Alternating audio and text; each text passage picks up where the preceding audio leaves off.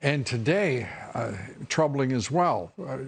Only 15 cases. I say only, that's a lot for the United States, certainly. But compared to the other affected countries, this is on a percentage of population. It's very small. But we have the CDC telling us that we should expect this disease to get a foothold. That was her word from the DDC in this country. What does that mean? Well, what's happened up to now, Lou, is that the system has actually worked. Because when people were brought in from Wuhan and others coming in by a very structured way from China, the people who were in Wuhan were put under quarantine. And if you look at our 15 cases, 13 of them were people who were put into quarantine to observe, and two were the close contacts of those people. Right, I understand. But to be clear, I'm asking you, what in the world does the CDC mean by getting a foothold in this country?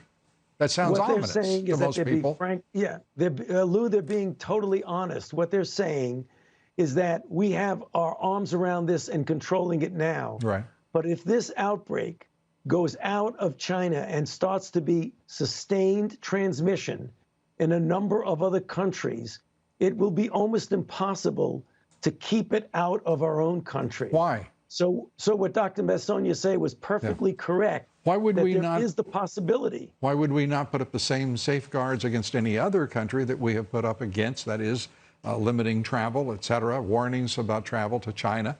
Why would that not be the appropriate response by any country vis-a-vis another country that has a significant outbreak?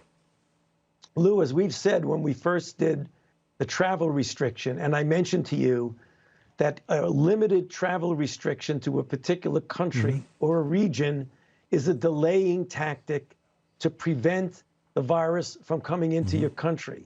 If, however, the virus spreads throughout the rest of the world, it becomes impossible to exclude the entire world from coming into your country. Because a pandemic would mean Well, I mean, everywhere. if I may say, Doctor, that sounds rather happens, fatalistic and frankly, somewhat lacking in positive preference for innovation and response and adaptiveness. Well, I know that you represent all of those things. Well, Lou, I'm being realistic. I'm saying that although at present the risk is low in this country, if in fact, and it's an if that we have to accept is a possibility, if in fact this virus starts to seed itself in a sustained way in other countries, we will be dealing with a global pandemic. And if we have a global pandemic, Lou, as difficult as this is to accept, we will have a big problem in this country. Yeah, no, I can accept the prospect of there being a huge problem. I can't accept the idea that this country has to accept it as a fait accompli.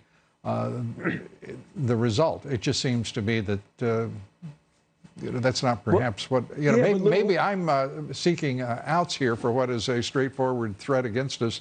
But it seems to me that where we've got 15 cases right now, we can still manage our destiny. Sure, we can. We can manage our destiny because the system that we have put into place to manage a limited number of people coming into the country from a well-identified source, i.e. China. If we have the whole world to be concerned about. No, I understand. You've said that several times. I still don't accept it, so I'm going to have to. Well, no. This is my problem. I'm going to talk to myself this evening and work it through and see if I am the one that is not being adaptive. Dr. Anthony Fauci, you're always being very helpful to us and explaining what is going on in this crisis. It is no less than that. Dr. Fauci, thank you so much. Good to be.